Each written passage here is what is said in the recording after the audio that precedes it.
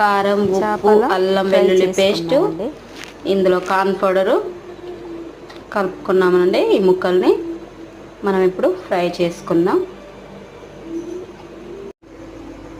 Oil వేసాను కడాయిలో.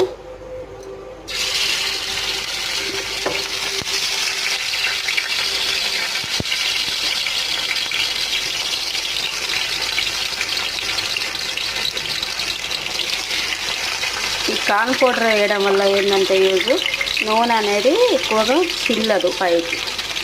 కొన్నిసార్లు వేస్తుంటేనే చిటాపట చిలుకుంటుంది చేతుల మీద కదా, ఆ విధంగా చిల్లదు.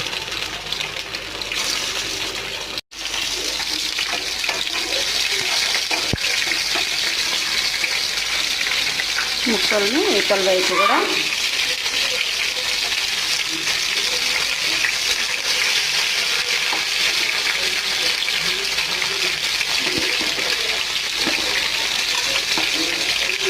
చూడండి ఫ్రెండ్స్, మన ముక్కలు రెండు వైపులా బాగా కాలాయి.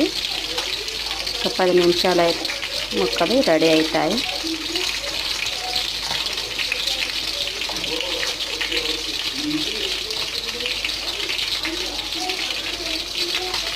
రెండు వైపులా ఈ విధంగా కాల్చుకున్నాం ఫ్రెండ్స్.